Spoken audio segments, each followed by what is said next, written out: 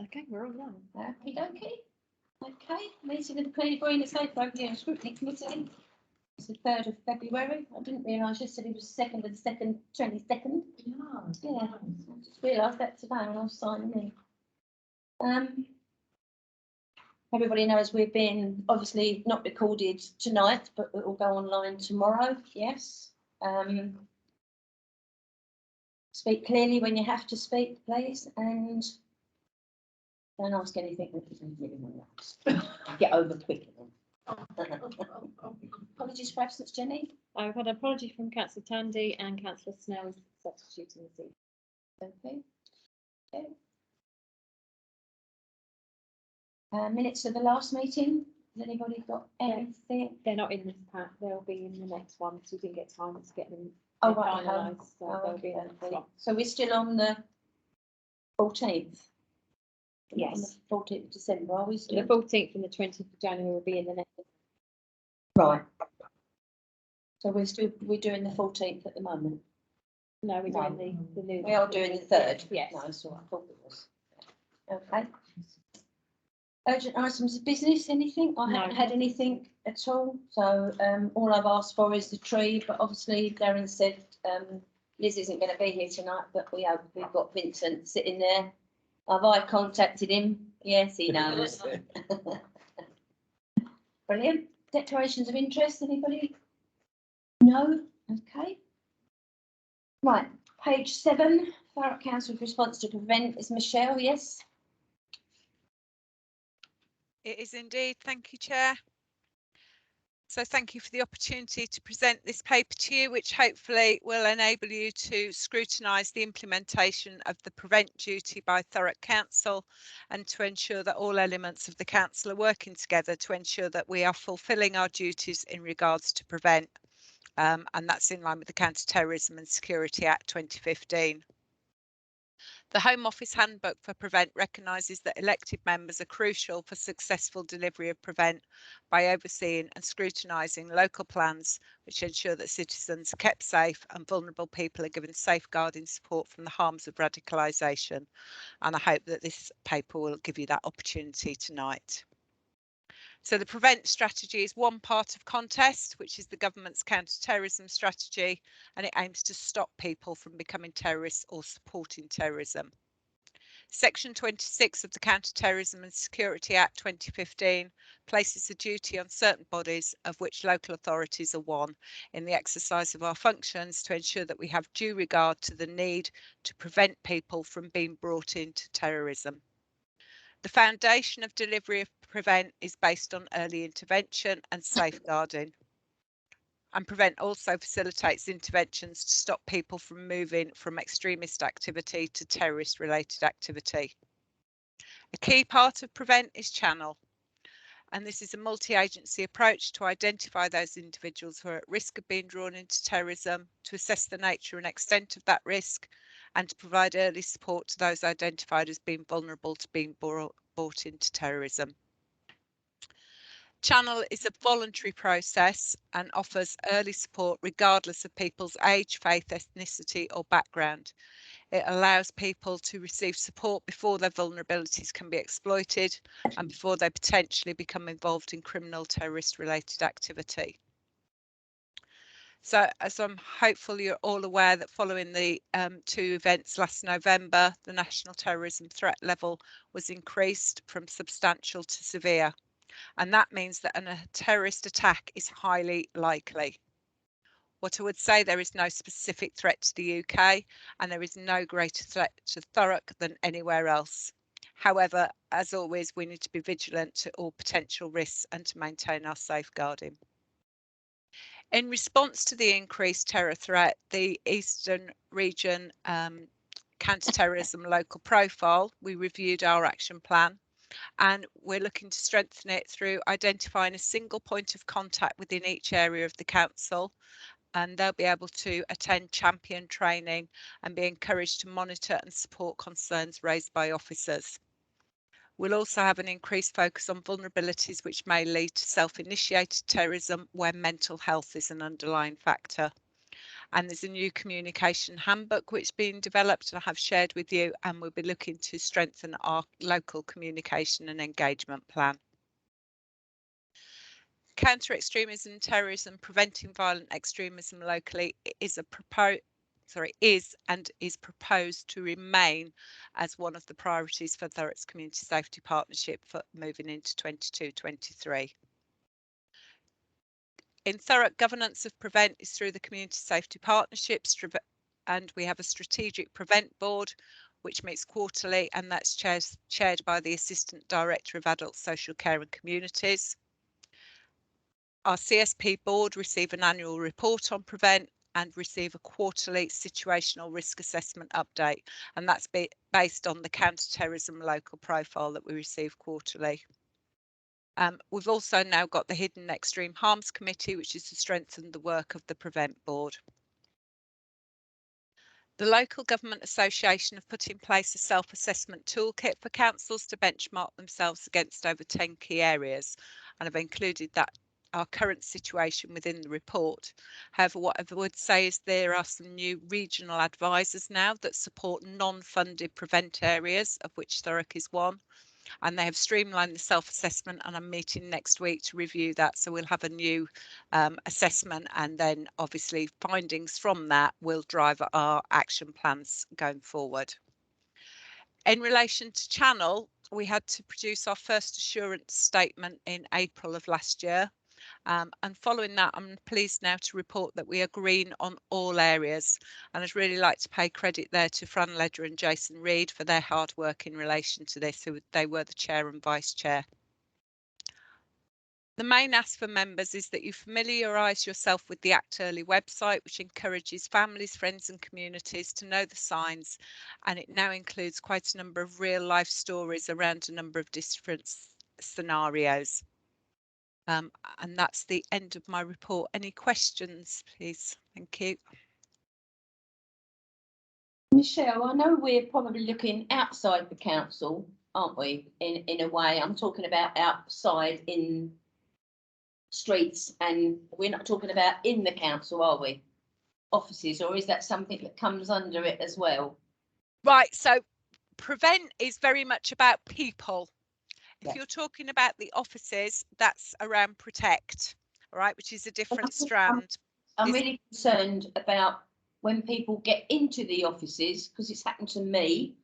When people get into the offices, and the one who tried to get something out of me was in that office for an hour. Right, yeah, that's very much about Protect. And that's what I want to know, is how much safeguard for councillors there has been since that. Yeah. Cheryl's been working on that, so I'll let Cheryl come in there. Okay. Hi, Chair. Yeah, I mean, we've had counter-terrorism police come in and do a review of the Civic initially, particularly as the Civic's developed further with the extension and the new developments there. And it's really looking at ways that we can strengthen the resilience and, you know, prevent any kind of terrorist-related incident occurring at the Civic. We are also looking at other council-owned buildings as well, so we'll progress that work. And we have got an action plan in place that will be developed further as a result of some of the advice that we've received from the counter-terrorism police. Thanks, Cheryl. Can I just add to that as well? There's obviously the Protect duty that's just been consulted on, and the high level findings have come out. But obviously that will change our response as well once that's finalised. Michelle, because as it was with the old offices, there's nothing to protect members that are on their own in an office. There's no buttons to press, no nothing. And what I want to see is something that's put in place, because that happened to me about 3 years ago. And I think there's been nothing put in place since. Obviously, we've had COVID, so we've got a bit of an excuse. But I think there should be something, since what happened to David Amos, I think there should be something put in place, because we're all watching ourselves now in what we do. We're preempting everything we do. We're watching. So I think in the offices, we've got, I don't want to labour on that, but I think there's got to be something. If that man got in here and he spent an hour in the offices, he spent an hour walking round and nobody picked him up, you know, so that, and that's what I don't want to see happen again. You know, that could have been quite dangerous for me, but luckily it wasn't, but it could have been, you know, and I was on my own and there would have been no one to tell, you know, so I think it's Councillor Lydiard. Yeah, thanks, Chair. Michelle, I thought it was a really good report, very comprehensive, and sort of reading through it, you ask yourselves, oh, you know, how can I sort of take part in this? And I think the more you read it, the more sort of ideas you get about sort of talking in your community and seeing what other organisations there are around your ward that you can talk to and further disseminate the same sort of information, really. So yeah, I was quite pleased with it. And just coming back to your point, Chair, I've got a little sort of button thing I press, and it never used it, but it was given to me by the council, and if I get attacked, I can press the button and hopefully someone will come. I don't know whether that was followed through to all councillors, but perhaps that's, Michelle, that's something we can, or Cheryl, something we can do again. Because I think it depends where that goes to.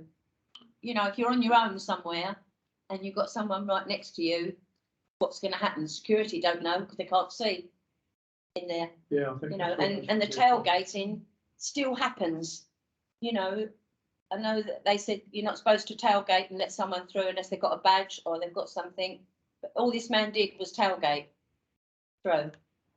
So I think picking up on Councillor Lydiard's thing, I think we've got to make that again, but it's got to have something carry on from there, because it's no good having something you can press if you're on your own somewhere with someone. But just if you can just follow that up, Cheryl, I'd like something back, you know, from that, especially in the offices. Yeah, just on that, Chair, I mean, the council chambers were covered as part of the review, particularly after the David Amis incident as well.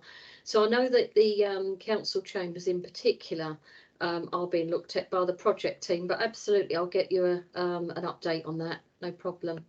All right, thank you, dear. Anybody else? Thank you, Chair. Thank you, Michelle, for the report. I just wanted to ask a quick question around the role of hate crime and its relation to prevent, because the strategy doesn't really talk about hate crime, doesn't mention it as far as I can see. But it feels like obviously we've got a big problem nationally with far sort of, you know, neo-Nazi type kind of terrorism and extremism, and I'm just wondering if the links are being made with people being convicted of hate crimes or being reported for hate crimes is probably a better question. Thank you, Councillor Apothecary. That's a really good question, and interesting, because yes, you're right. I did this report totally around the prevent duty and what we do on there, and I didn't broaden it out and look at it. Interestingly, the Hidden and Extreme Harms Committee for the 17th of this month requested a report on hate crime. Now, that actually isn't part of their terms of reference, but it's the link to the prevent, which is their terms of reference. So I've done them a full report on hate crime linked to prevent. So maybe that could come to this committee as well for your information and reassurance. It's done, but it's not public yet. But that could be shared, which I think would sort of answer that question in full. But absolutely, the links there are made. The counter-terrorism local profile that is produced, as I say, quarterly, there's a whole section in there around hate crime, and what it does is rank the regions, districts, hate crime against referrals to channel. And we clearly in Thurrock have a high volume of hate crime. Whilst we know it's still underreported, we do have good reporting here. You know, it's strong, and we have ambassadors, etc., and continually promote that, and it's one of our priorities as well. But that those links are absolutely made there between those two. On the back of any type of terrorist related incident, hate crime is very closely monitored. I mean, it's closely monitored anyway for repeat victims and trends, but certainly in relation to any terrorist incidents, it's something we'd monitor very, very carefully. And the prevent training that we deliver in the council, so between my learning and myself, we put on training every month to both council officers and external agencies as well. And we do, it's about an hour of prevent and then 30 minutes of hate crime awareness training. So again, the two are very much linked together. And obviously any community tensions that are picked up around racial issues, around what we've had Patriotic Alternative recently doing some leaflet drops that were quite racist. Obviously those two are linked very closely together. Standing agenda item on our prevent board is hate crime, again to look at those trends and see if there are any links across to the prevent agenda. And community tensions are a standing agenda item across the majority of our meetings, both monthly and quarterly. Does that answer your question, Councillor Pothecary? But I'd say the report, I think, will probably better answer it in full for you. Something that members can go on, is it, Michelle? CGS members and ordinary members? Sorry, go on what? Sorry, training? Yeah, on what you're doing. You know, is it something you're going to put out to all members or just us in here? Or is it something that's going to Oh, go the out? report. Yeah. The report. Well, It'll be a public report. It'll go out through Democratic Services for the Hidden and Extreme Harms Committee. Yeah, the training as well, Michelle. Is it something that we're going to take on board for members? We can put training on. We have done it in the past when it's been requested. Happy to. Oh, there's also the e-learning links you can all go on to and do. I think that's in the report. If not, I can send that out with the minutes. But there's e-learning links that anyone can go on and do through the Act Now website. So Rigby, did you want to come back on that? Sorry. Because I want to say hello to you. No, that's very sure. That's great. Thank you, Michelle. That's been very informative. Thank you. That's Brian. Yeah, thank you, Chair, and thank you, Michelle, for the report. I've just got a little bit of curiosity. It might be my misunderstanding, but on page 20, we're talking about the UK counter-terrorism landscape. We are talking about Islamist terrorism, and we're talking about far-right movements as well. There's absolutely fine, no issue with that. But then we go to page 31, when we're talking about the myths and misconceptions of what we're doing here. And we've got a paragraph that says anyone who is at risk of any type of radicalisation can receive support from Channel. In 2018-19, almost half of those who were adopted as Channel cases were related to right-wing radicalisation, more than those related to Daesh and Al-Qaeda. And then the paragraph underneath, it says, in 2018-19, 561 individuals were adopted as a Channel case. Of these, almost half were referred to concerns relating to right-wing extremism. I have no issue with those facts as such, but if it's less than half, and that less than half is more than the Islamist terrorism threat and radicalisation threat, what's the threat on the gap? There's obviously a percentage missing from that. So what is that threat? Because obviously we want to understand all threats, or is it just that it's a strange use of language? You're on mute, Michelle. I'm not looking at my screen. Sorry, is that in one of the appendices? Because I don't have the full document in front of me. I only have my papers that I've.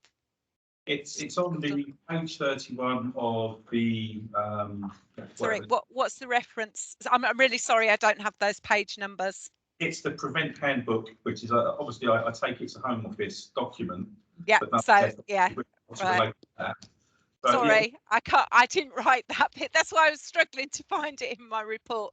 That's the Home Office handbook. So But I would have thought surely you'd have some sort of knowledge of that, where obviously it's either a very curious use of language or there's a clear percentage gap, which would suggest there is another form of extremism that's not in this document, and we're not referring to it that I can see in our documents either.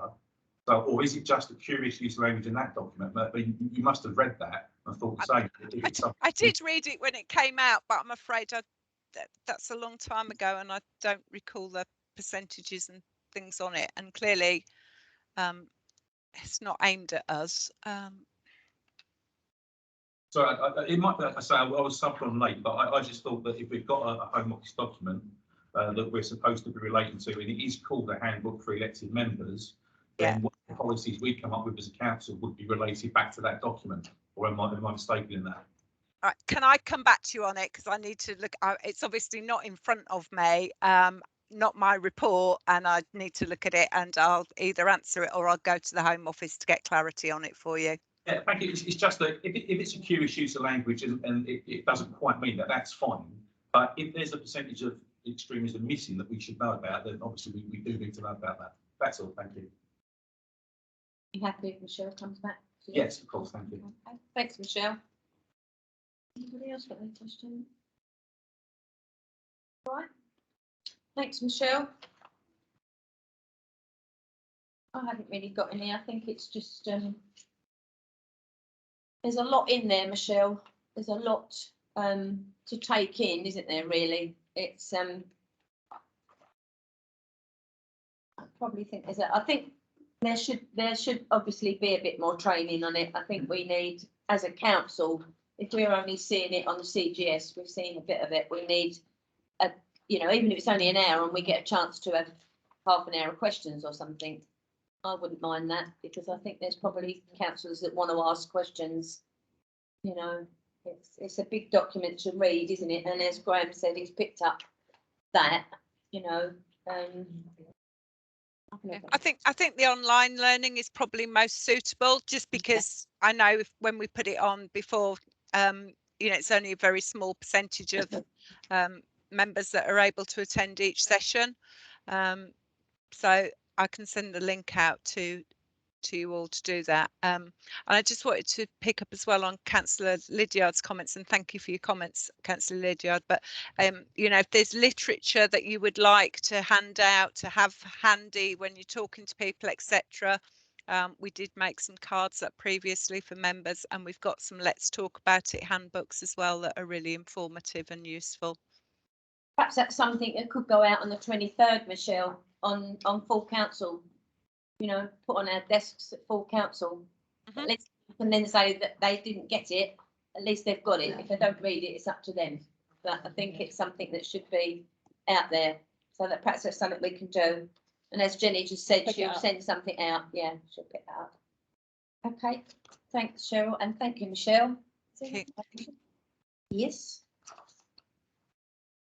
Right. Page issue. Yeah, so I'm just going to bring one up in a minute. There isn't a recommendation. Oh, there is, next page. Oh, is it? Yeah. All right, quite a few of them, yeah. Is everybody happy with all three? 1.3, Yeah. 1.2, 1.1, yes? Yeah. No changes, thank you very much. Good. Next one is you, Michelle, again, isn't it? It says page 79, but something's wrong there somewhere. Actually, page 91. Yeah. Yeah. That's done very well. Last No. week was wrong as well, wasn't it? I don't think it's your fault. I think it's It's just just something. great, I just looked at merges. 79 and thought, well, we're halfway through that. And okay, Michelle, thank you. Okay, you ready? Thank Yeah. you. Page 91. Page 91. So again, thank you for the opportunity to provide you with an update on the areas of work that are associated with Thurrock's Violence Against Women and Girls strategy. Our current strategy and vision was agreed by members of this committee in February 2020. Clearly, that was just before an awful lot of changes were brought about. And part of that was placing restrictions, which for many women and children who were experiencing abuse, staying at home was not a place of safety. And I think we need to recognise that as we go through the report. Violence against women and girls can affect anyone, regardless of their age, disability, gender identity, gender reassignment, race and religion, sex and sexual orientation. However, what we do know through every study it's done and every statistic we look at is women are disproportionately likely to experience domestic abuse, repeat victimisation, be physically injured and killed as a result of domestic abuse, including emotional and financial abuse as well. Following the tragic events last year where Sarah Everard was murdered, nationally plans are changing and strategies are having much more of a focus on women and girls due to the disproportionate nature of those crimes committed against them. The new police fire crime plan for Essex now includes violence against women and girls. Locally, Thurrock has been ahead with this agenda with a strategy, a dedicated VOG coordinator and a needs assessment just looking at sexual violence. However, that is all caveated with nationally and locally, all strategies recognise that men and boys can also be impacted and affected by these crimes. Government are expected to update the current men and boys position paper later this year, and we will then reflect within our own local strategy those recommendations and findings. And what I would like to do is reassure all members that Thurrock support services across all types of violent crimes are available to any victim and survivor, regardless of their gender. Going forward, in line with national and the Essex Police Fire Crime Plan, we are considering separating our priorities so that we will have two priorities from April, and that will be tackling disproportionality in relation to violence against women and girls and breaking the cycle of domestic abuse. And obviously one of the recommendations within the report was for comment from this committee as to their views on that proposal to separate those two priorities. To summarise some key points for committee members to note in relation to activity in Thurrock over the last year. Following a rapid review of sexual harassment in schools and colleges after anonymous testimonials of sexual abuse were published on the website Everyone's Invited, our local Safeguarding Children's Partnership wrote to all schools and colleges outlining what available guidance, support and resources was available for staff and young people. We're in the process of developing our Thorax Sexual Violence and Abuse Training and Resource Directory. And once that's finalised through the Sexual Violence Partnership Board, it will be shared again out with all schools through the Head Teachers Bulletin. And this directory provides an overview of training opportunities and resources available to enhance professionals' knowledge of sexual violence and abuse. There's also a section provided on signposting for both young people and parents and carers. We're also signed up to the Essex-wide Goodman project and Sisters in Strength projects, and these work closely with those at risk of entering or already in an abusive relationship that are aged 10 to 18.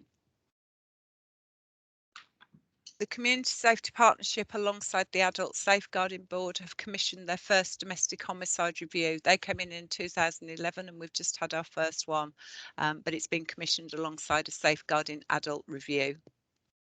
Obviously, when those findings and any recommendations come out, we will be reflecting within our revised action plans. We have commissioned a Respect Accredited Domestic Violence Perpetrator programme, and this programme is for those who want to stop being abusive towards their intimate partners and are motivated to change their behaviour.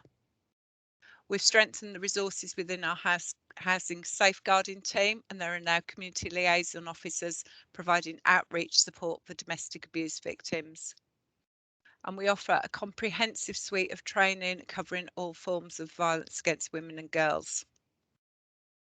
In terms of promotion and awareness, we celebrate 16 days of action every year, and that's seen as a real opportunity. We put out messages daily against all forms of violence and abuse, and this year we launched it at a Safer Streets event at Grays train station in the evening. And during that event, we were able to give out 800 personal alarms to commuters, and alongside we had a leaflet, and there's about 2,000 of those leaflets went out to people with advice on staying safe, and that information is replicated on our website as well. We'll also be supporting next month the International Women's Day. The big change regard this agenda this year, and one that the members need to be appraised of, is following the implementation of the Domestic Abuse Act. It introduced a new statutory definition of domestic abuse with an aim to ensure that domestic abuse is properly understood, considered unacceptable, and actively challenged across statutory agencies and in public attitudes. It places statutory duties on Tier 1 local authorities in England in relation to the provision of support for victims and their children residing with relevant safe accommodation. Local authorities have been awarded new burdens funding by the Department for Levelling Up Housing and Communities, and under new duties set out in the Domestic Abuse Act 2021, our allocation was £366,000 per annum. So in response to the new duties placed on us, we have revised our terms of reference for the existing Thurrock Violence Against Women and Girls Strategic Board, and their duties, they now reflect the new duties and will fulfil or assist the local authority to fulfil our functions. We have completed a needs assessment of the need for accommodation-based domestic abuse, support of survivors and their children in the area, including the need of those coming from outside of the area. And obviously a summary of need and recommendations are laid out within this report.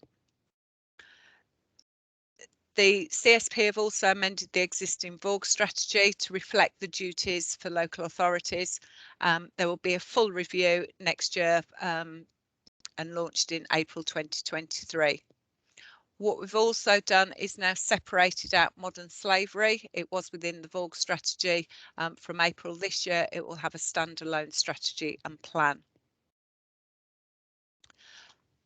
Also, we're in line working with commissioning to look at new support services in line with the recommendations made within the needs assessment.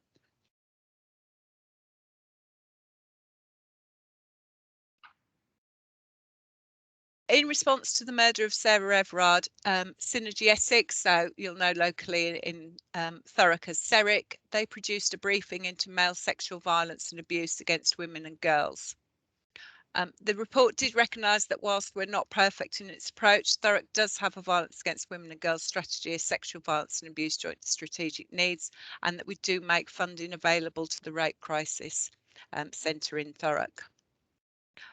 There's a number of recommendations in there. These have been presented through to our strategic board, of which Thurrock are a member, and we're working through those recommendations across agencies to look at what else we can do.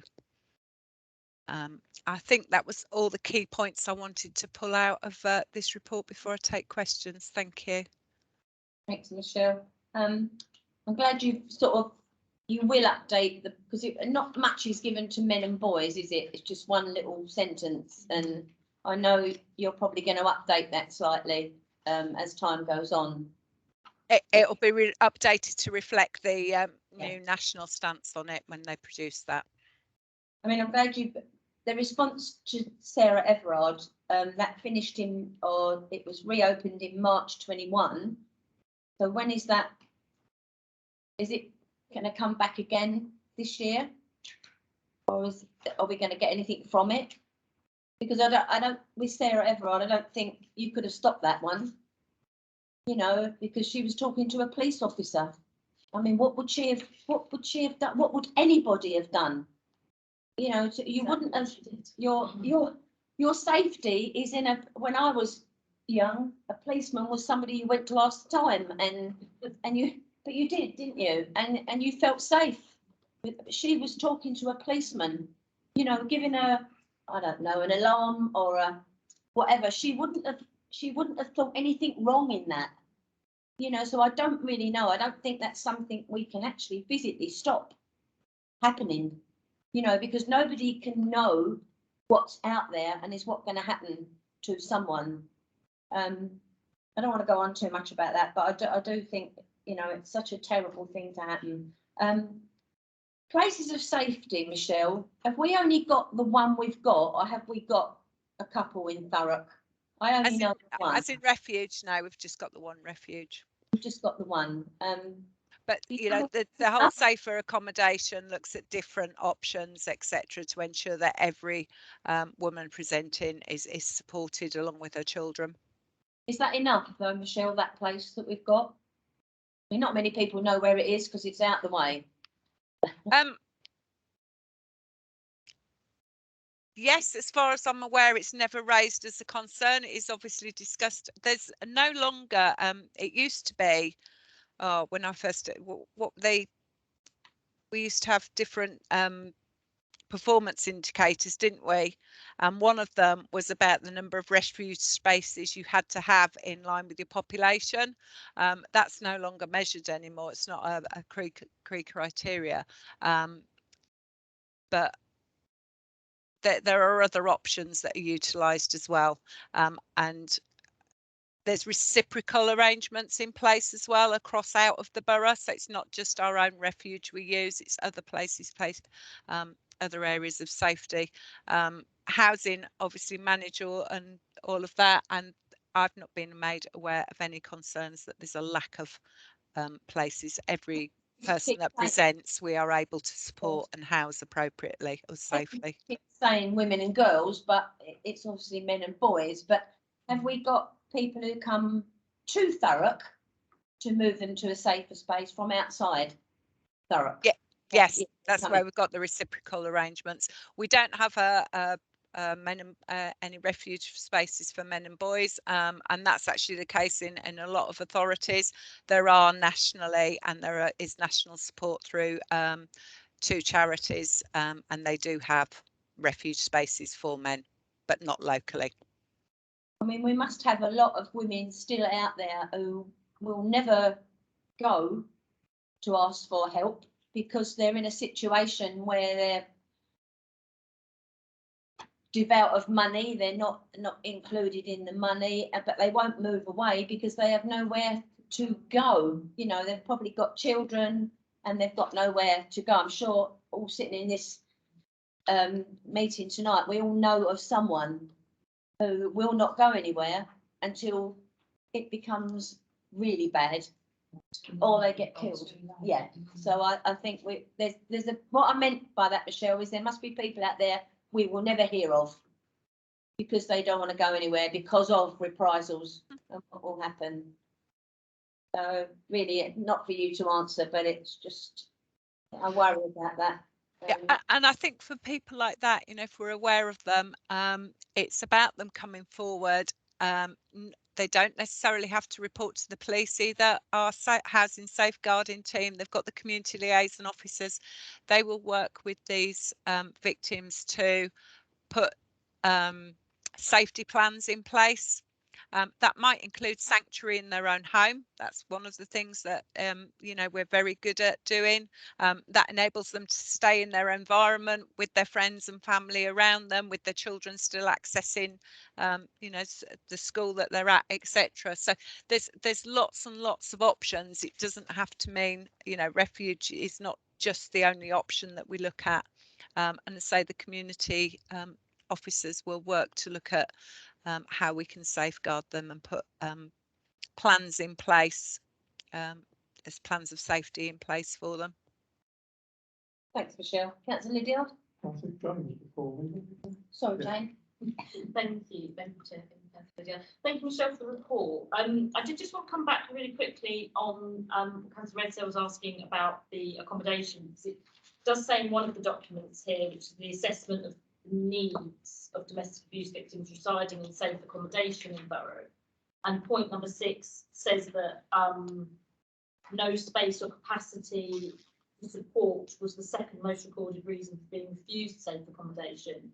So in light of what you've just said about there being sort of refuge spaces, could you just explain what that means, what that sort of section means?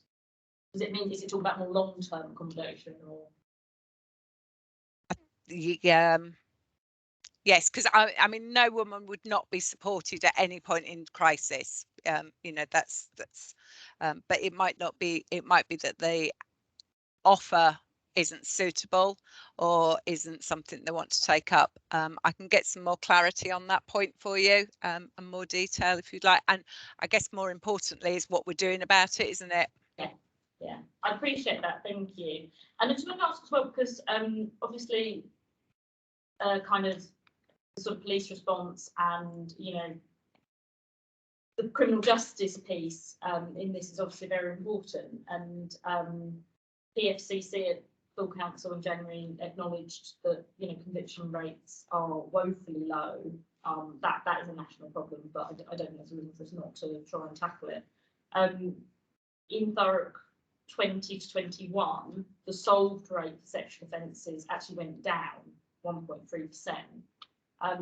What do you feel are the steps that the community safety partnership and the police need to be taking, I guess, to improve or can take, because obviously a lot is outside of your gift, but what can be done to try to improve those solved rates?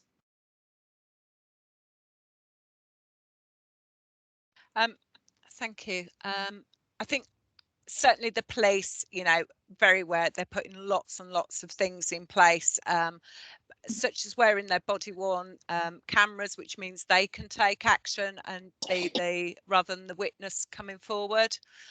For us as a CSP, we ensure we support the IDVA service. We provide funding for that to ensure that there's sufficient. So sorry, IDVA is the Independent Domestic Violence Advocacy Workers, and they support victims through the whole of the court process, which is, you know, where people drop out.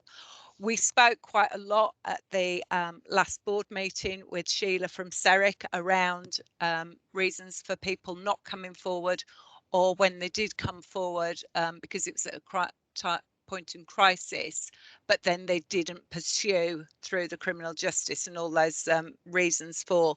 And there is an excellent report that they shared with us on that. I'm trying to think what actions we said we would put in place around it. Certainly the report was shared, but, you know, as you say, a lot of it is out of our gift. There's some new national changes proposed as well around reducing, in extending the time that victims have to come forward, which I think will help. It's clearly a far bigger issue than I'm, you know, going to be able to understand and put in place. I think for me, it's about how we listen to our victims, and certainly one of the things on the new duty is to have victim focus groups and talk to them and understand and unpick where through their journey we can do things better, differently, and that might help, you know, get them to court. I think we shouldn't be doing anything or looking at any services without reflecting the victim's story and what they've got to say and how they think things may have changed, or made them respond differently, or supported them to keep going with the convictions, etc. There's so many different reasons why people don't engage and stop engaging. The ISVAs are really well commissioned through the PFCC office now. So the ISVAs are the sexual violence advocacy workers supporting people through crime. Sheila, I'm sure from Thurrock, would give you a far better, far robust answer. What I'd say is we work really closely with those services that work with victims and survivors and take on board what they're asking us to do to try and improve that. We're certainly well aware the solved rates are not where we would want them to be, but as you said, it's not just a Thurrock issue, it's a national issue. And I think, you know, for me, what can I do and facilitate as a CSP is make sure we listen to those that do understand the issues, and act on the recommendations and findings from them. Does that help? Yeah. Thank you, Michelle. Yeah, and I think we should probably say, you know, there is the synergy report which highlights the sort of good practice that Thurrock has, and I think we should probably just acknowledge that I'm sure Sheila and Thurrock have been an absolute sort of powerhouse behind that. And it's a remarkable organisation that has been going many years, fighting the fight in this area. And I think that we owe that organisation a huge amount for actually the work. Can I ask one last question, Michelle, which is a clarification for me, and I fear might be a silly question, but with there's a recommendation you mentioned about splitting the two priorities the priority into two, the tackling disproportionality and then the breaking the cycle of funds. Can you just explain a little bit about what is meant by tackling disproportionality? For me, that's about trying to clarify why we call it violence against women and girls, because that's a national strategy, but it is queried sometimes. And why is it not for all genders, and why are we specific about violence against women and girls? So I put the word disproportionality in there to people to understand why it is that we've got that, because it's not that we're saying singling out women and girls. It's there for a reason, and because they are disproportionately affected by this type of crime. And that's not just a Thurrock thing, that is a worldwide thing. And certainly, if you read some of the COVID pandemic reports and how women were disproportionately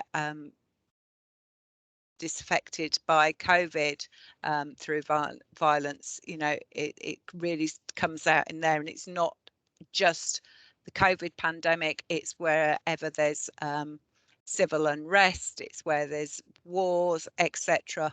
And I think that's what I was trying to reflect within that priority as to why we were saying we're focused on women and girls more so than men and boys. Yes, thank you. I get that entirely. What I'm slightly concerned about is that the wording sounds a bit like we're just trying to make it more even in terms of who suffers from these things rather than reducing the numbers of women and girls. Does that make sense? And slightly, I think the wording might be just slightly off. No, and that's exactly why I want to have this question now before I change the wording to it, and then get the question when I've already changed it. So, would you be happier with it just left as violence against women and girls? Do members think that is the right wording to have? I think it could be something along the lines of tackling violence against women and girls whilst it could be something to do with tackling the disproportionate. I don't know actually about that, but yeah, I mean, I personally would be happy with it being tackling violence against women and girls, and then also having that caveat of whilst recognising that men and boys can also be victims. I think that's got to be. Yeah. Because it feels like they've been left out in a way, doesn't it?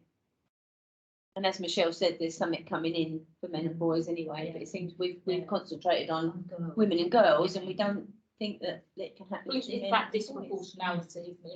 That's perhaps that word ought to be left out. Yeah. It's that word that causes the exile. I know what you're trying to do, Michelle, but I think it sounds a bit like we just want to. Just miss that word out, Michelle. If you've just take out the disproportionality. Yeah, so yeah. It confused me. Confucius.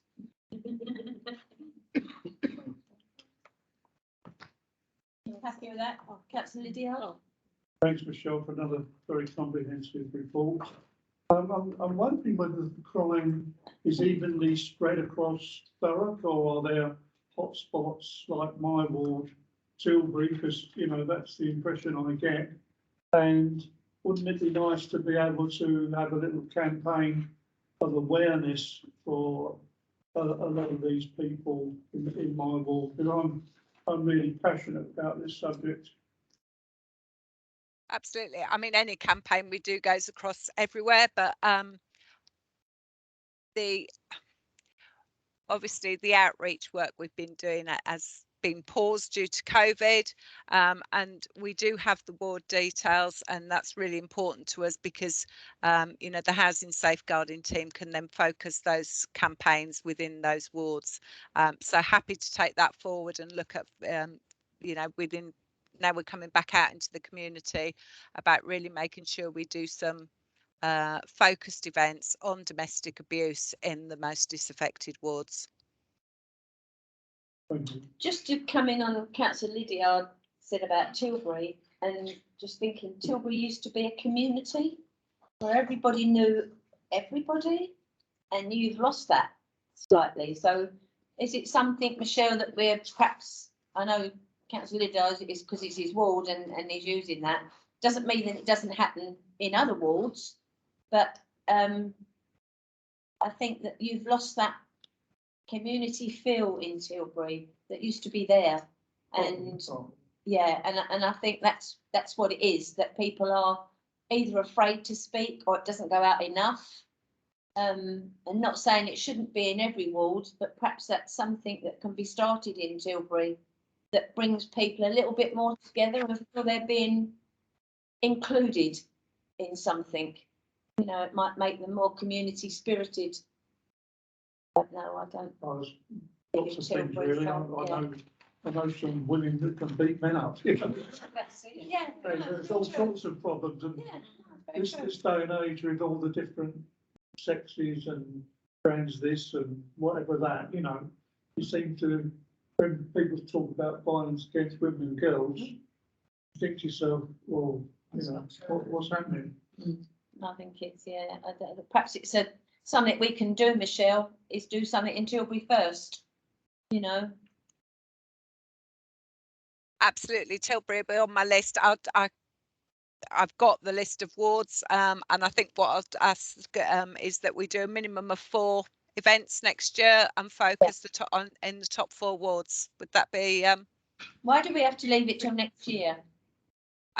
We don't. It's just that I've got Safer Streets events right up till April, and then we go into a new financial year, and I can start planning. So it'd be something I'd put in from April.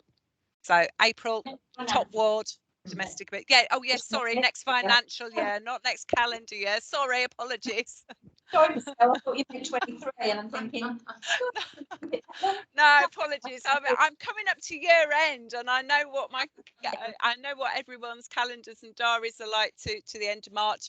It'll also give me an opportunity to make sure I've funded some appropriate literature, etc., to hand out at those community events. So I want to know what's happened to January. So. You know, where did that go? Because I haven't seen that. Yeah, it'll be April before we know it, and I'll be starting on those year plans. So. Thank you, Chair.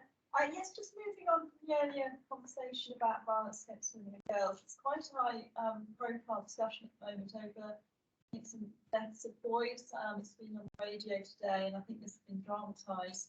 And the families are very upset because they don't think that got the same attention because there were boys affected and not girls. So I think I know it is very important to develop that strategy, because I know that the family of the last victim, do you think his murder could have been avoided if it was treated in the same way as some girls? So it is quite a current topic at the moment.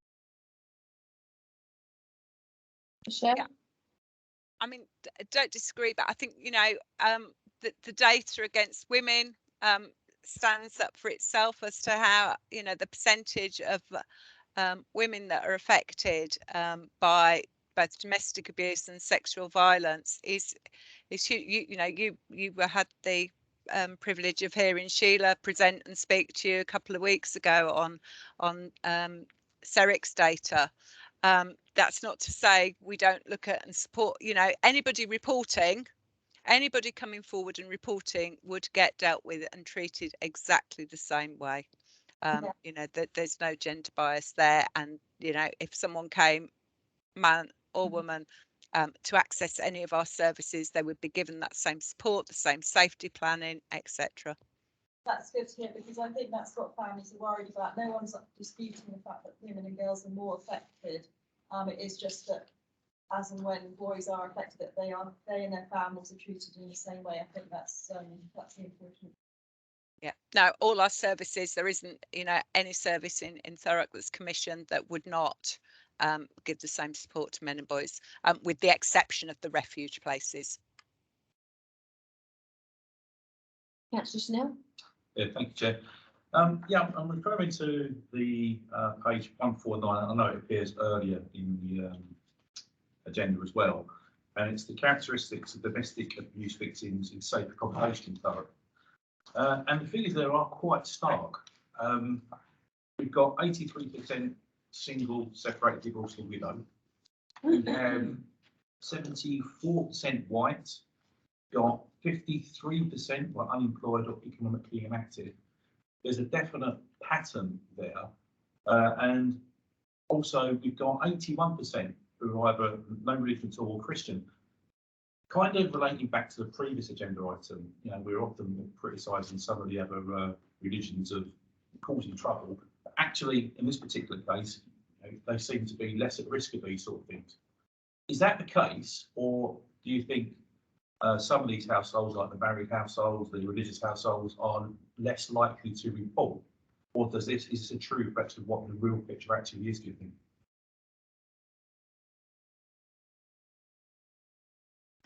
Big question, Michelle.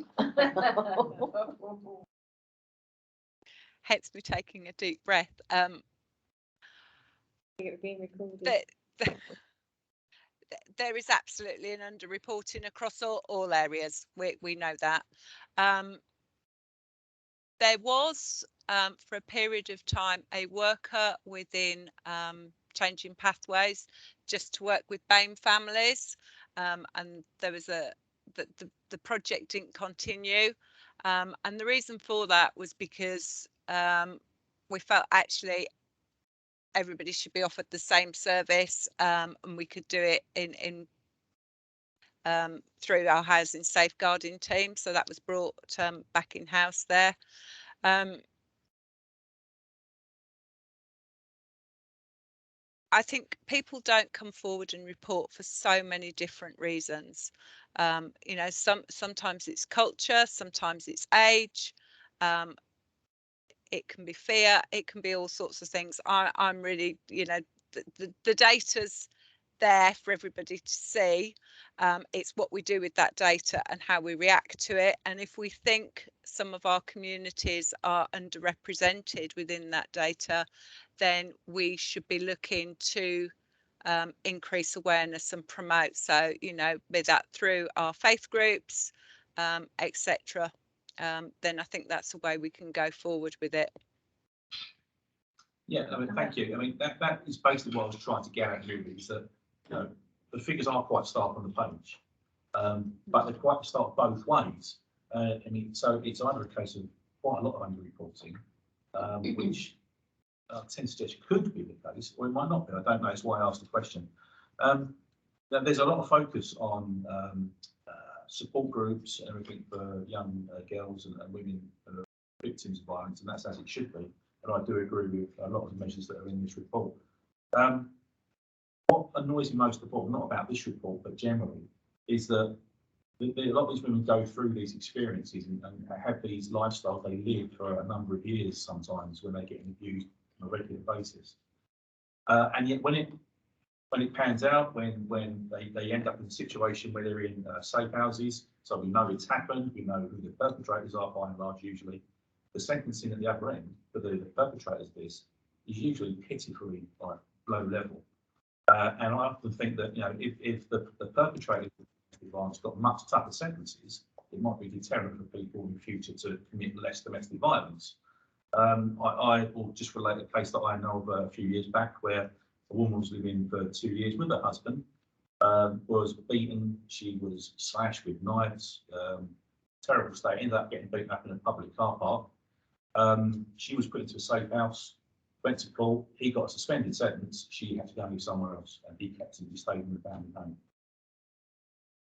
Those are the sort of stories you still hear today, and you know, I get all of this, and we should do all of this, but really we've got to look at the other end as well, and these perpetrators ought to get much more stiffer sentences, much more severe consequences going forward. I hope you're not expecting me to act on that and deal with that, because I'm afraid that's way out of my scope and sphere of influence. But I totally agree, and I don't think it's just in relation to this agenda.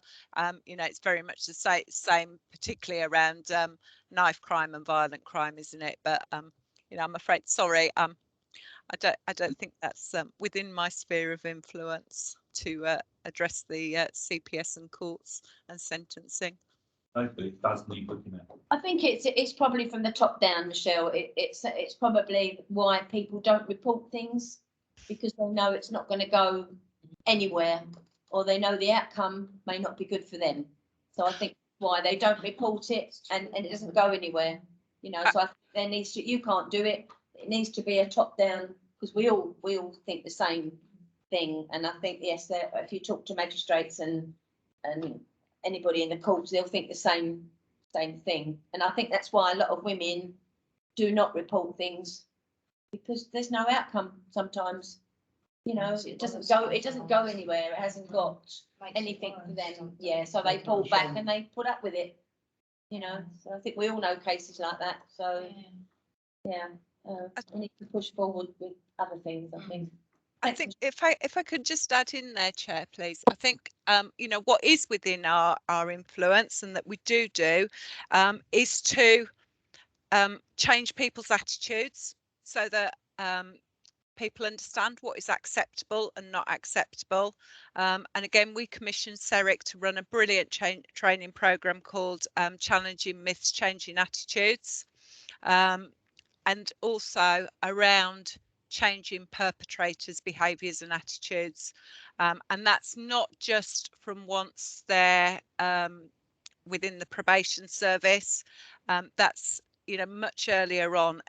We've got a number of programmes, both for boys and for men, to try and address that behaviour, change their thinking, their attitudes. You know, that they're all accredited respect programs that we run.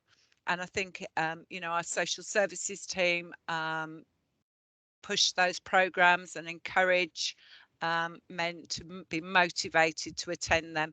And at the same time, while they're attending any program like that, their partners are supported as well. So I think that is something that is within us, you know, so that we maybe don't get down to the prosecution, but we're actually, you know, the only way we're going to address this is to change people's thinking and behaviour, isn't it?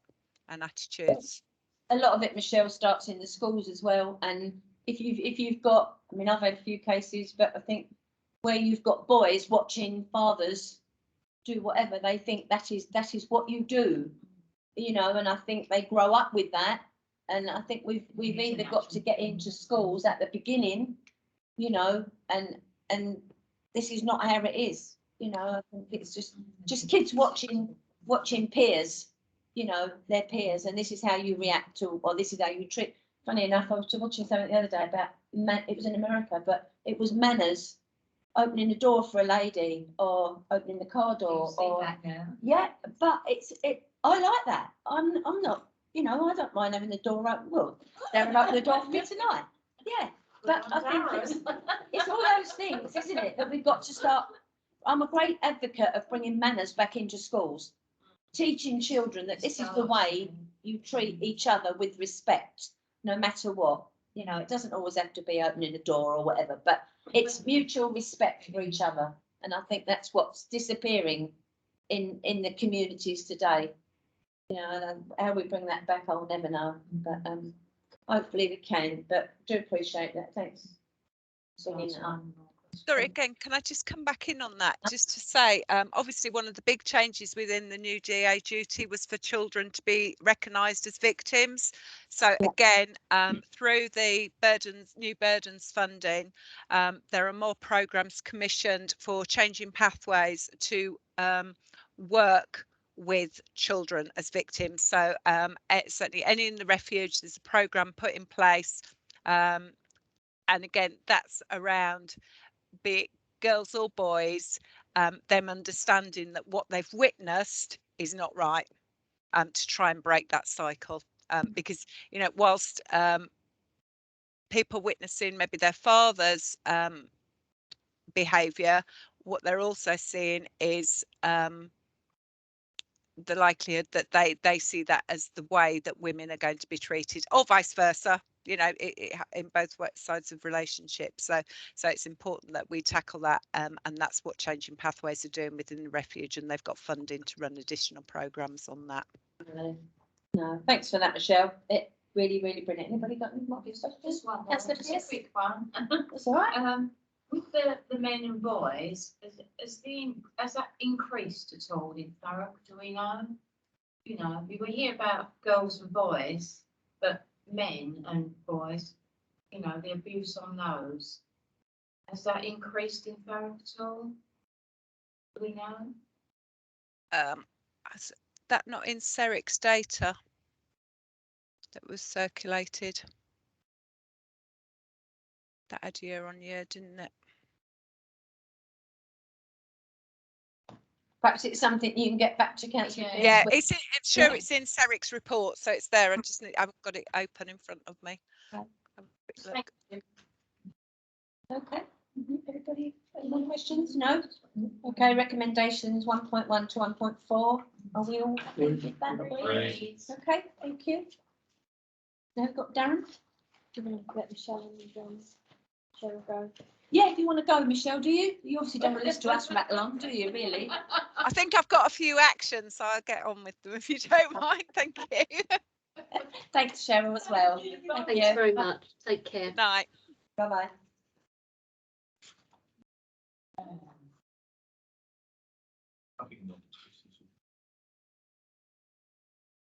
Darren? Yeah, okay. Yeah, I think you've had enough paper this evening, so you've got no paper from me. It's going to be some verbal updates tonight. So the first one is on the waste strategy, and if you recall, 2 weeks ago, when the last meeting was, I did an update then. So it's going to be not too much of an in-depth one this time, because I went through quite a bit last time. But I just thought I'd pick out some poignant points tonight, just to tell you where we are. So and try to provide you an update on the progress towards the implementation of the waste strategy. And just as a reminder, and I said this last time, but you know, from September 2022, households will receive curbside services for alternate weekly refuse collection, complemented by weekly food collection, and then a weekly recycling collection and an alternate weekly garden waste collection. If you recall, also at last meeting, we had the single-use plastics policy came to committee, which was agreed, and that's now going to cabinet for approval later this month. Sorry, Darren, can I just put in there? Did you Okay. say brown bins on a weekly collection as well? No, fortnightly collection. Still fortnightly. Yeah, that's Do we part know of it. this? Because people seem to be a bit unsure of when the brown bin gets collected now, because it's gone so long. Yeah. I think we've got a lot of instances where people have left it out, it hasn't gone. So when do we? Yeah, so it's on the website. I know we said this last time, and Yeah. not everybody accesses the website. But once we get the new waste collection service in place, we'll make sure that it's out there for everybody to understand. I mean, we're going to do a lot of communication through this process as well. So we'll make sure that that's picked up as part of that process. You say the general list is full. If you want me to go for it again? And they said recycling. Yeah. and food. Yeah, the same as what I said last time. It's just that's fine. Alternate weekly refuse collections. Yeah. The weekly food waste collection, weekly recycling collection, and alternate weekly garden waste collection. Yeah. We've all got that, Darren, haven't we? You had that before, yeah. This is just an update one that I've done from the one before, yeah. So I just thought I'd pick up on some of the poignant points, and communication, as we just alluded to, is going to be very key in this process. So with support from RAP, who worked alongside many councils on a rollout for food waste collections, the detailed planning of communication, timing and material is underway. This includes communication to the waste collection crews, as well as all residents, and this also includes communication with the trade unions and staff to inform them on the development of the strategy and its path to approval. The communication will include information about what goes in each bin, frequency of collection, as well as the day of collection, which is what we were just talking about. Waste collection rounds will be revised and offer a delivery on all residents and efficiency and effectively for the collection waste service. And we've got a naming of the vehicle competition going on. Competition is planned for primary school children in the summer. And in terms of the summer term, they'll submit drawings for the proposal of the new waste vehicle. So that will be going out to all primary schools. They'll propose their new names for the vehicles, and they'll go on the new waste vehicles when they come in. We've had all sorts, believe me. We did last time. It was incredible, some of the names that they came up with. Entries will remain open over the summer holidays supported by libraries across the borough, and the closing date is planned for the end of October, so they'll have plenty of time to put their entries in. Winners will be announced after the October half term. The timing is planned to ensure that we can continue the communication around the new services. So we don't want to name the vehicles up front because we want to continue that message that it's a new waste collection service. So we'll name them and put them on the vehicles in October. We could have. That'd be good. If you want to put that in, I'll be happy with that. With one R in my name. So the food caddies contract is currently being undertaken. I showed you the pictures last time, the grey one for the kitchens and the larger green one for outside. And their expected time frame for that is July. And what they'll do is they'll distribute them to all households at the beginning of September. So they won't go out until the September changeover. Disposal waste contracts, work is undertaken to ensure that the appropriate disposal contracts are in place to support the food waste collections. Tenders are currently being evaluated and a contract will be awarded in time for the new food waste service in September. And that's pretty much my update, I'm afraid, because as I say, I went in quite a lot of detail last time. So if anybody's got any questions, I'm happy to take any questions. I think you know mine already. I can see big problems with this little bin. Yeah. I can see it not being, okay. You know, there's a lot of things going about, like it's going to be chained to your other bin. Oh, that's going to go out the window, isn't it? I can't see that. I can see them ending up on someone else's bin, or it's going to. I just lovely idea, brilliant, you know. But I can see what's going to happen with it. I can see it not going back where it's supposed to. It's all right if you're doing a house that it's outside of, but it's not going to work. Like I said to you the other week about the 2-story flats I've got. You know, when you think of 40 bins in each little block, and now they're going to have another 10, so that's 60 bins that the rubbish people are going to have to pick up when there could be 4 in each. I just, whether you've picked up on that. I've got someone going out there, yeah, but I do see a small problem with that, with the small bin. I just can't see them ending up where they're supposed to. Yeah, I mean, as I said before, we've spoken to local authorities that do this, and they don't seem to have a problem with it. You know, we'll have to see it in the test of time, but bins are out, go out curbside when you put your bins out for collection, so they should be there when you come back to take them back in again. Oh, the bin going to know that that's number whatever, and well, that little bin goes. It'll be outside. It'll be outside your cartage, so it'll be outside your property. So they'll just put it back where they found it, and then you take it back. You know, however much we want that to happen, Darren, that does not happen. You know, mine ends up down the road there, and I have to go and find it. You know, and it don't happen. You know, it really doesn't happen. It would be lovely, and I don't want to put a Mockers on it. no, I don't, because I think if it's something good for us, but I can see, I'm waiting for the problems that's going to come from our residents who are going to have a not another bin. and not something else small. It's the smallness of it, I think. We're going to find them going, somebody's going to go, I'll have that, you know, Yeah, and be away I with told it. you what I did. Yeah, especially probably down in Tilbury, you know, you're going to see it, aren't you? You'll have that, you know, and what happens if it gets nicked?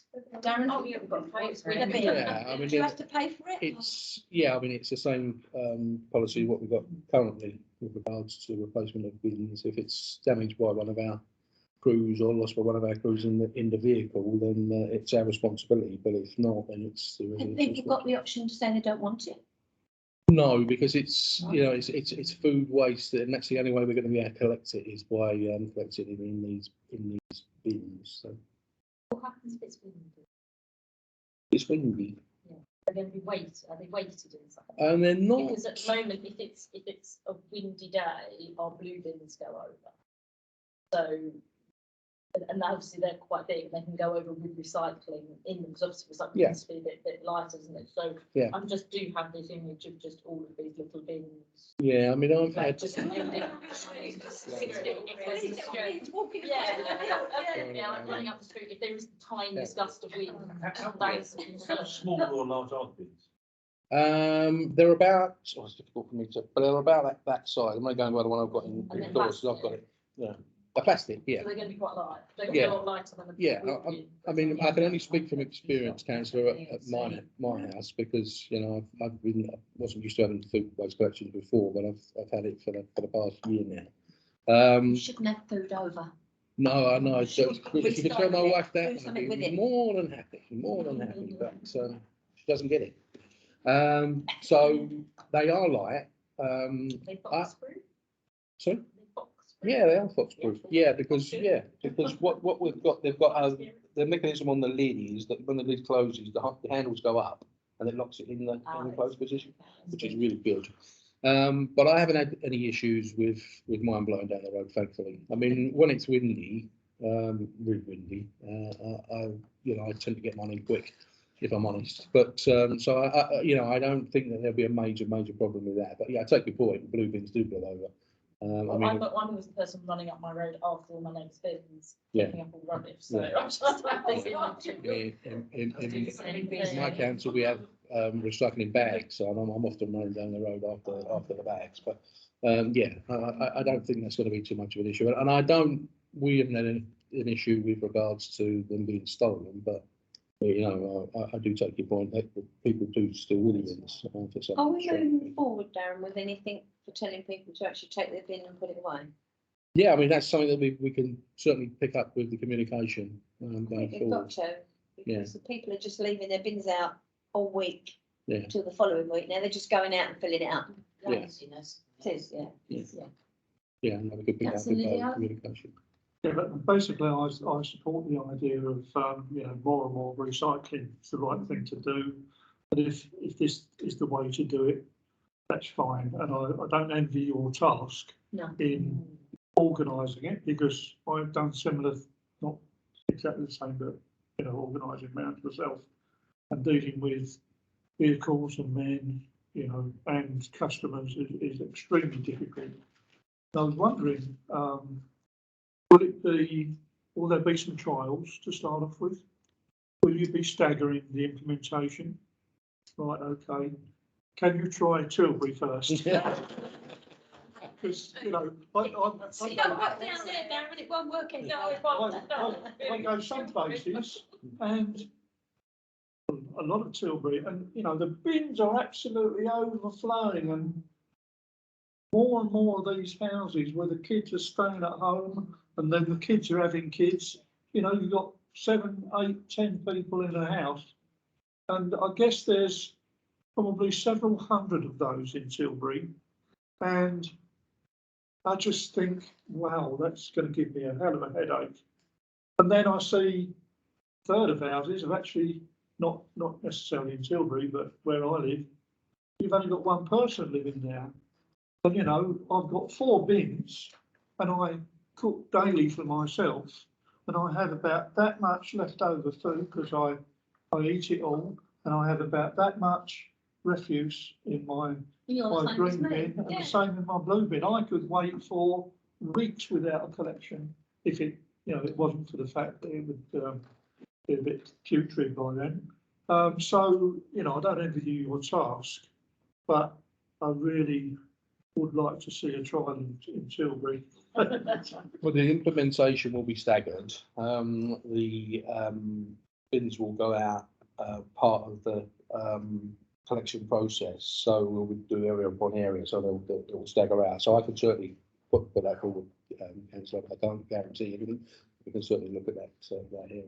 And with regards to trials, we'll be trying in the rounds to make sure the rounds are all okay when we do the exercises. But the bins have got to go out as part of the process in September. The public hearing. Thank you, Chair. Thank you, Darren. I have probably asked this before, I've probably been told it before, but just to confirm, with the alternate weeks for the green bin and the alternate weeks for the brown bin, will they be the same alternate weeks, or will they be alternate to each other, or will they bear no relationship to each other whatsoever? That's a good point. No, it's a good point. It's going to be picked up as part of the rationalisation work that we're doing. I mean, for us, logistically, it's the way that we're doing it is that vehicles will be in a particular area, and then the next day they'll be next to that area. So if there's anything missed, they can pick up from the previous day, rather than them at the moment being over here one day and in the next day in another part of the borough. We'll try to, I'm sure, synchronise the days as much as we can, but that won't become apparent until we do the rationalisation. Guaranteed that we will pick up recycling and food waste on the same day because it's the same vehicle. You know, I can come back to that when we've done the round rationalisation. Sorry, you just might different day. Same day. No. All right. No. What I'm saying is it'll be picked up at the same time because it's on the same vehicle. But it's not like a brown bin could be collected on Tuesday and a green bin. No, I mean no, I'm sure that's not going to be the case. So you're saying the grey and the green, which are the same bin, aren't they? Yeah, because I've got a grey one. Other people have got green ones. Yeah. So grey are going to be picked up the same time as the little bin. No. The recycling, I think, the recycling will be picked up at the same time. With a blue. Yeah. So your food waste will be picked up. Why didn't you make the little bin blue then? On the Sorry. because that's for recycling. It's recycling, isn't it? Well, it's food, and then we don't want to complicate things even further. So on the collection day will be for the same day for your recycling, the same vehicle for your recycling. That's what I've got for you. Sorry, Councillor. The same vehicle will collect recycling and food waste. So is it going to have different compartments? Correct. Right. So bags are going to be shoved in the. Yeah. So you just have it in a bag, haven't you? Yes. Well, ideally, you don't have to, but ideally, yeah. That's a profit area. How's one that's not to do with the waste recycling strategy, but it's generally to do with it? So what's the policy if your collection, if your whole street is missed? What happens the next week? Does your road get prioritised? No. If your whole road is missed due to let's say a blocked access, that's just not blocked access. Just send you one today. Didn't have time to do it. No breakdown. Yeah. so it should be collected the next day. And it wasn't in. That is a report. Yeah. Because it should have been collected. I've just sent one to So members today. if it's a single bin, let's just say you report a single bin.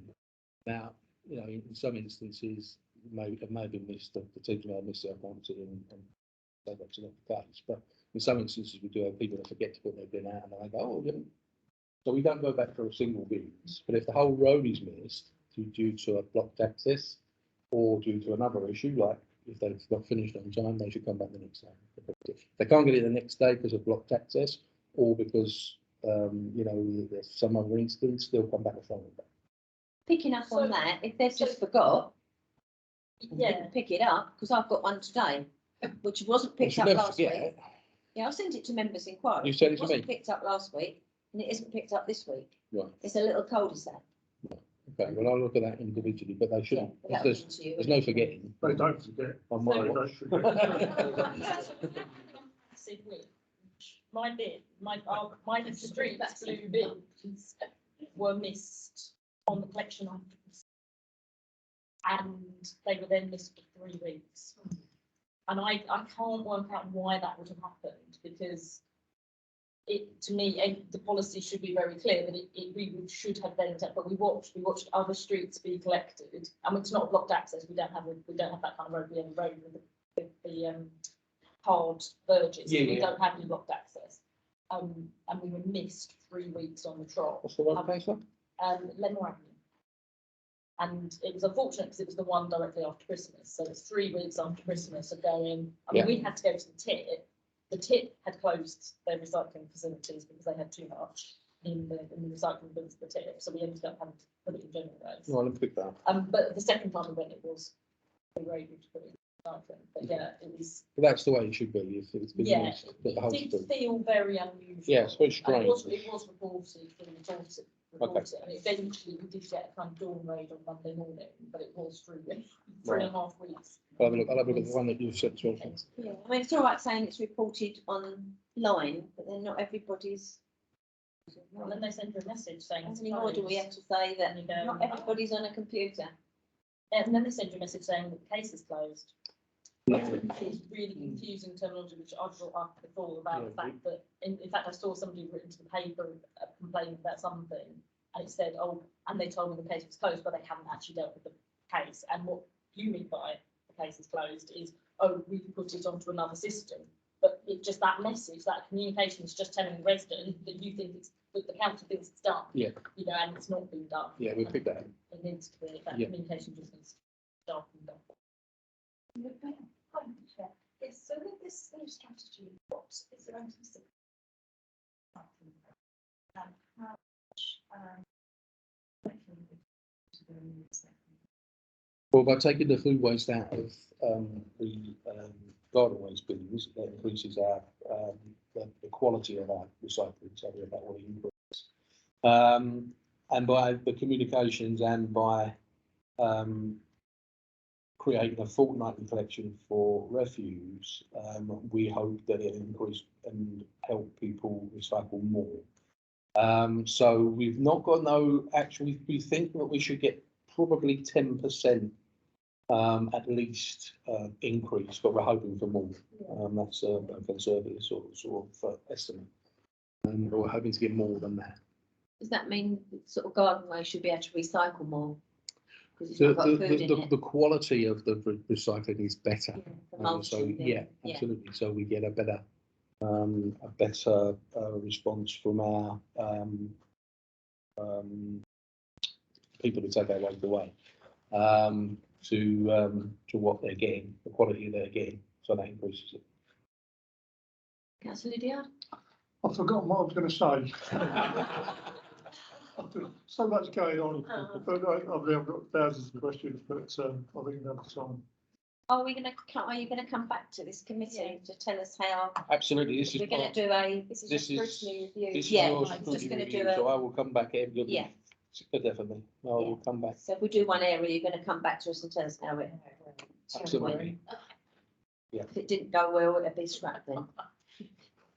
We'll make it work.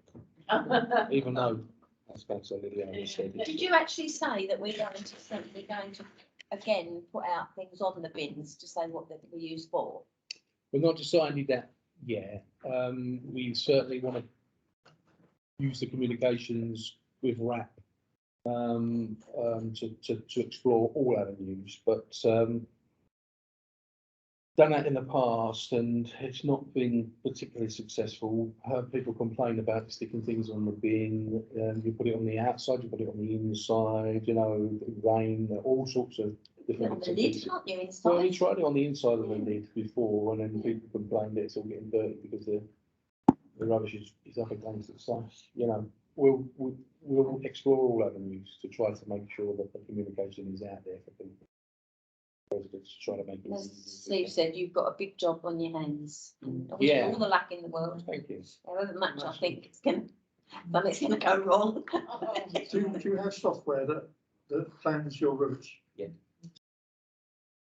Yeah, absolutely. Yeah, that's what we want to. Yeah, To Vince. yeah. Vince, sorry to keep you. Thank you, Darren, so much. No For problem. that. Should I just do a quick, You may. because we had a briefing note on the tree planting strategy that came to committee, but we've been asked to come today because there may be some questions relating to that strategy. So over to you, Vince. Do you want to just give an overview? Sorry to keep you waiting, Vincent. You're on mute. I Are think you you're on on mute? mute. That's better. I'm off of mute now. Hello, everybody. I hope you've had a chance to have a read through the report. The main points are really that over the last couple of years, we've planted way more than the required tree replacement for every one tree. This has been mainly because of the ability to attract funding from both working with Thames Chase and the Woodland Trust, and also this year from securing funding through a bid to the Forestry Commission. So they were both done by our tree officer, Liz Wood, who put those bids into the respective organisations. So open to questions really from now. Why have we not picked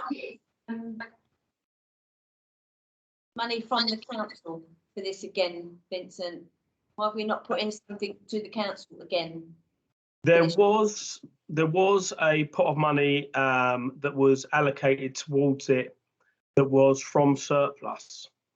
However, due to the pandemic, this money was not available. And we can all understand the reasoning behind that. So luckily, we've been looking externally to secure funding to enable us to plant quite a considerable amount of trees within the borough. But aren't they mostly whips, Vincent?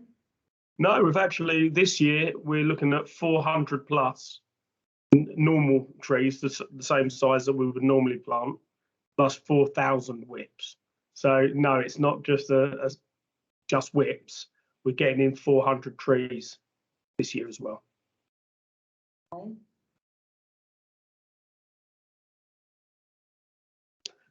Are members notified when a tree comes down, an old tree comes down, we're supposed to put one back, perhaps not in the same place, but in the same street?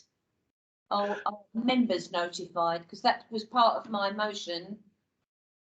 And there's only a little bit on this bit, but part of my motion was that we were notified when a tree comes down. Where possible, if we take a tree down, we will let people know.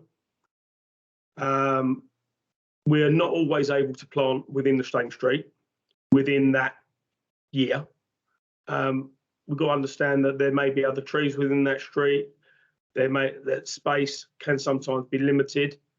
There are so many variables when it comes to tree planting, including underground services and the like. So it's very difficult to always be able to plant in the immediate vicinity. If we're looking at the exact location where the tree come out from, we've also got to look at giving it an amount of time, maybe a couple of years, for the stump to go and to be able to make sure that there's an ability to plant there. So where possible, we will plant in the vicinity.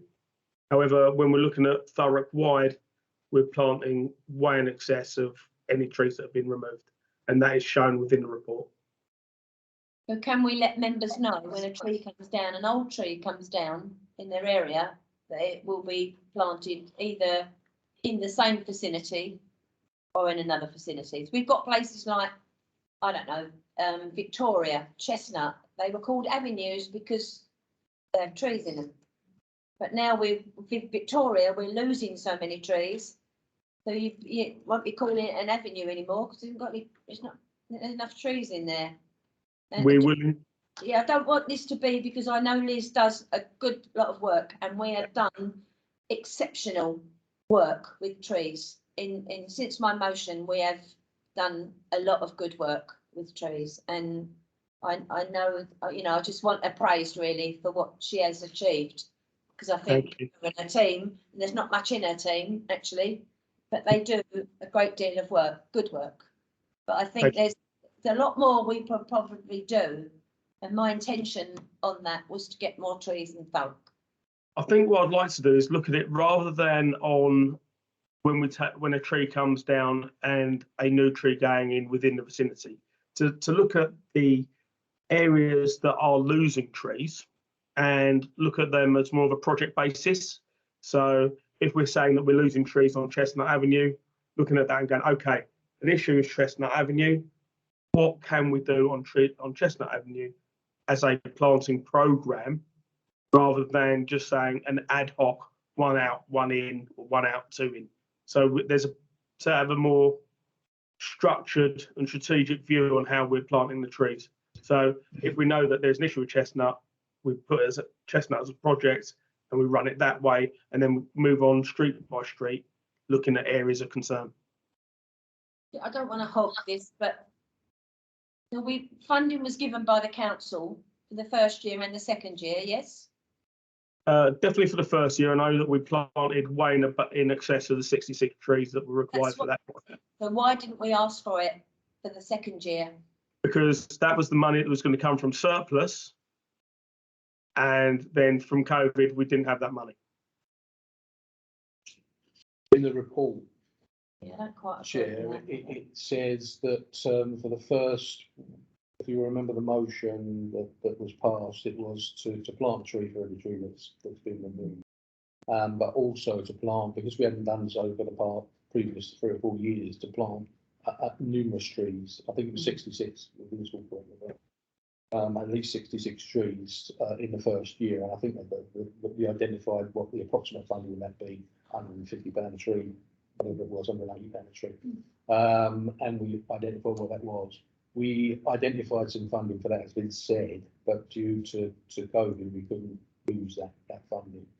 So we've been looking, and we did say previously that we'd look and work with developers to plant trees as well. So which we are doing on the local plan. Yeah, we were absolutely. telling them they've got to plant a green area and trees, and I as think- you know, with the wood, we're finding it very hard to get hold of persimmon. It's like getting hold of the Pope, isn't it? It's worse than that. You're worse than that, yeah. The, They just don't want to talk to us. I think what Vince is saying, the difficulty that we're finding with street trees in particular, where you've got a tree pit, you can imagine a tree pit with a tree in it.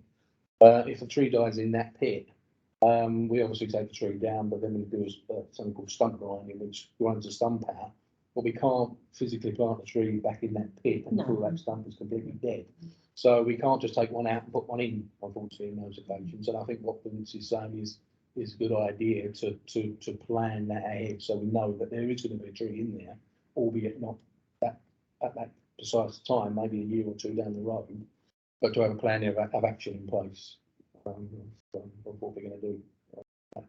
A plea from me, sorry Vince, I don't want to take probably more questions, but a plea from me. We're doing an exercise which hopefully you've received an email on, which is planting a tree for the Queen's Canopy. Green canopy. Can I urge you to come back to Liz with your nominations of which tree, which tree you'd like and where you'd like it, because we need to start moving on that. So We know where, we just can't decide on which. but that's the difficult point. I know it's a tricky one, but Liz has chose those because they're all ideal. It's a lovely thing to do. Yeah. I mean, we've got trees in our ward from the 50 years and the 60 years. So we've done, and there is one still in there from, I think, the old king. You know, still one sitting there that, so it's on the runway into Civic Hall, you know, it's in the middle there. So we've got trees that are still growing. We did one for Tom as well. So we did one for that. And so there's lots of, I mean, there's a lot of good work, Vincent, isn't there? I mean, I would like Liz to have been here tonight. Perhaps we can bring her back at some point. So I think she needs to sell herself as well, because she does a lot of good work. And I know she doesn't, want to be known for that, but I do think that they do a great deal of work with so little people. you know. Well, we can pass that on to events, can't we? Yeah, she knows what I feel, because Ben and I have done in our ward alone, we have funded for trees. I think we've done 500 in our ward in all, and I think that is brilliant, really. But we've only done it with a bit of funding somewhere and treeing, and you know, every little thing we do, I think is so, you know, I want to get the wood going, but As we can get all of them. yeah. Can I just ask a question? And I'm sure this is in the document. I can't remember it from last time.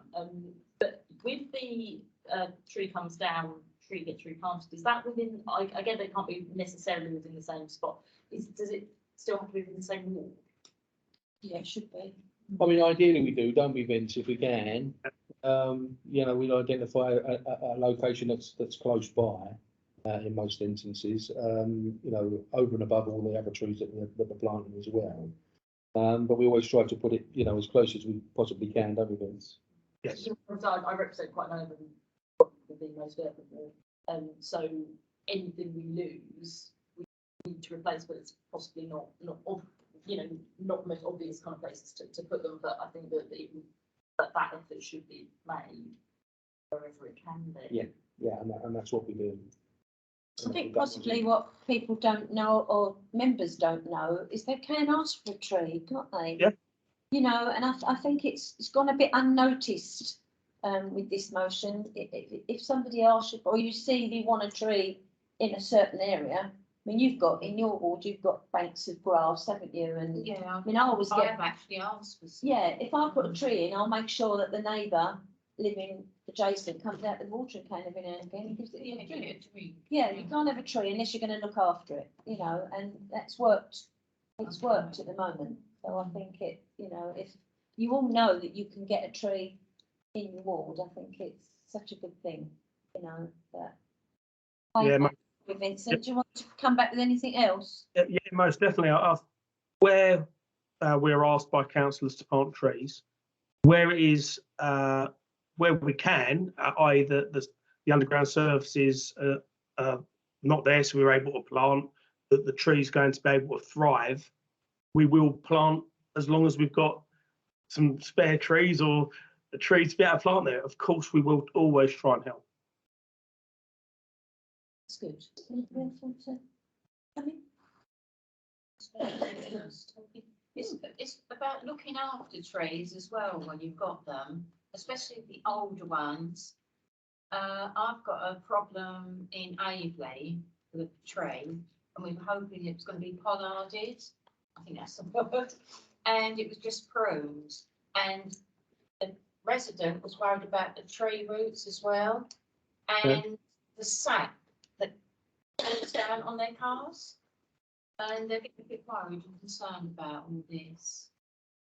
With quite often, if the old pollarding points, it's grown past that, you're not always able to go back, if it's been too long, back to those old pollard points, because to do so would cause wounds that would destroy the tree, be too big. So sometimes when they have, for some reason, outgrown the pollard points, you either need to go back to prune it, and then you can go back to that again.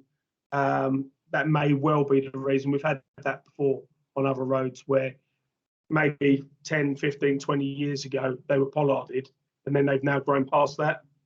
So if you let me have the details of the road and the address, I'll have it looked at. Then thank you. Thank you very much. Anybody else? Just a quick one, similar to what Joy was saying about watering the new trees. Out of the sort of 400 trees that you were planning to plant, how many do you expect to survive? Because I know that some of the other trees just don't either for whatever reason.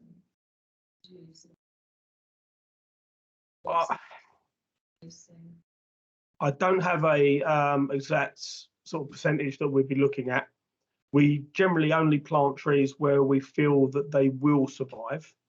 Of course, you will have things like people driving up to them and knocking them down, and kids or anybody vandalising. We've had that on trees that we planted in the past.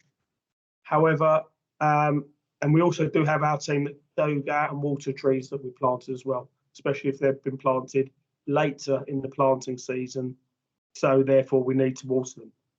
I like, as where possible, trying to plant as early into the planting season as we can to enable the tree to establish before the warmer weather comes.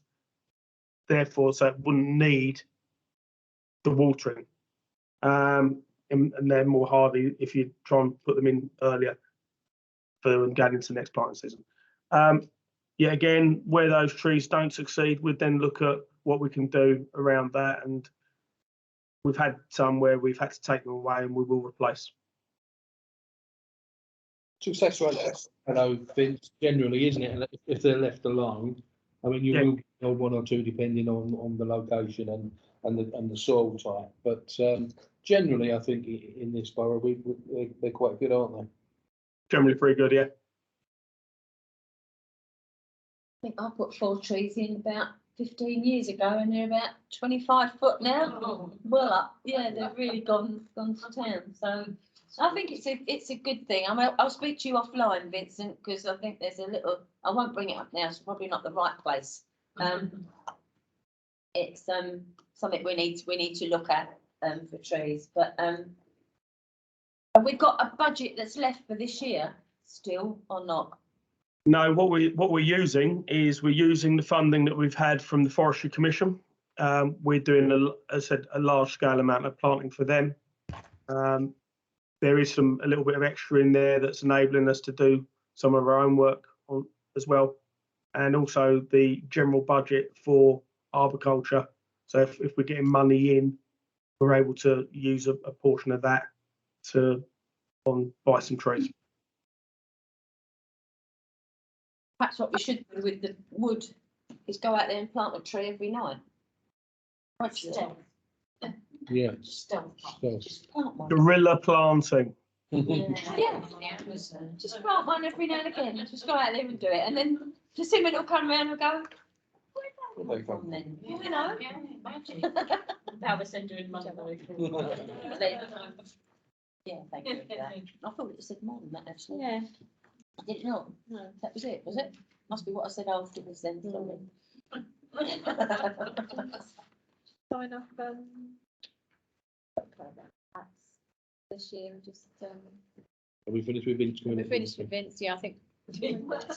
Yes, Vincent, thank you very much. I hope you will pass that on to Liz. She knows how I feel anyway, but we do talk very often, so. Will do. Have a fantastic evening. Yeah. Bye, everyone. Everything you do too, and I'm sorry you've had to wait right till the end. No problem at all. It's nice to see you. You Bye-bye. too. Bye-bye, take care.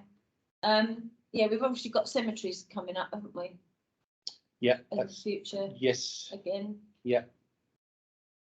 And the recycling and waste. Yeah. We'll see again. Yeah.